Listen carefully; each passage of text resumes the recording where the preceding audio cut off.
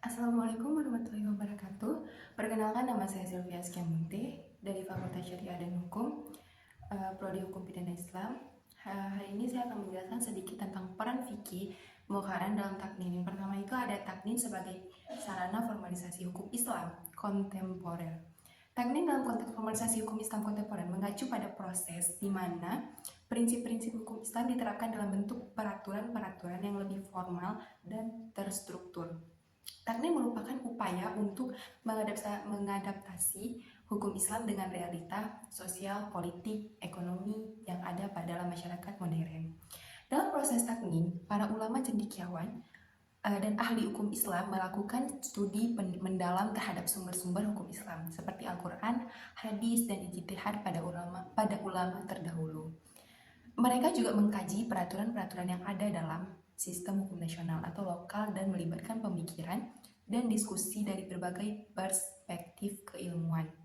Tujuan taknin adalah untuk menciptakan peraturan hukum yang relevan dan sesuai dengan tuntutan zaman.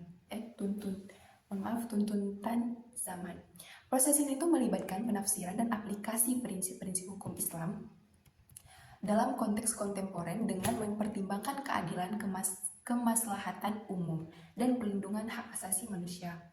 Contoh taknin dalam formalisasi hukum Islam kontemporer dapat ditemukan dalam berbagai bidang seperti hukum keluarga, hukum ekonomi, hukum pidana, dan lain sebagainya. Misalnya dalam hukum keluarga, taknin itu dapat menghasilkan peraturan tentang pernikahan, perceraian, pewarisan, dan hak-hak keluarga yang memperhatikan perubahan sosial dan kebutuhan masyarakat.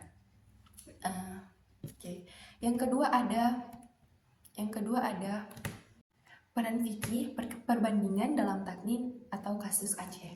Dalam konteks taknin di Aceh, peran fikih muqaran dapat menjadi penting dalam proses formalisasi hukum Islam kontemporer. Aceh itu merupakan salah satu provinsi di Indonesia yang menerapkan syariat Islam secara resmi.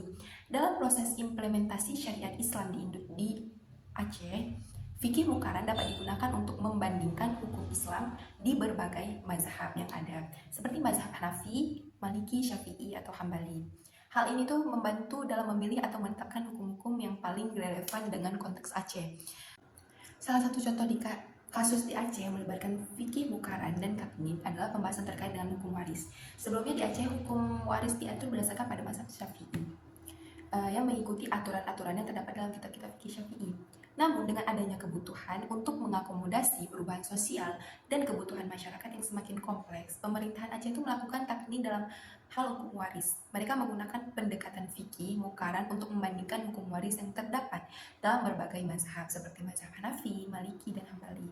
Dalam proses taknin tersebut ini, pemerintahan Aceh ini melibatkan para ulama dan ahli fikih untuk mempelajari dan membandingkan pendapat-pendapat hukum yang ada dalam mazhab-mazhab tersebut. Mereka ini menganalisis argumen-argumen hukum yang terdapat dalam kitab-kitab fikih dan dari mazhab-mazhab tersebut dan mempertimbangkan kebutuhan dan konteks masyarakat Aceh. Setelah melalui proses diskusi dan kajian yang mendalam, pemerintah Aceh ini kemudian mengesahkan peraturan hukum waris yang mencerminkan pemahaman fikih muqaran. Peraturan tersebut ini menggabungkan prinsip-prinsip hukum waris yang relevan dari berbagai mazhab dengan memperhatikan keadilan dan keberagaman masyarakat Aceh. Dengan adanya taknin ini, hukum waris di Aceh itu menjadi lebih inklusif dan dapat mengakomodasi perubahan sosial serta kebutuhan masyarakat yang beragam. Hal ini tuh juga memberikan kepastian hukum bagi masyarakat Aceh dalam hal waris dan mencegah terjadinya sengketa yang berkepanjangan. Sekian dari saya. Kalau ada yang salah saya mohon maaf. Saya akhiri, wabillahi taufiq wal hidayah. Wassalamualaikum warahmatullahi wabarakatuh. Sampai jumpa lagi, dadah.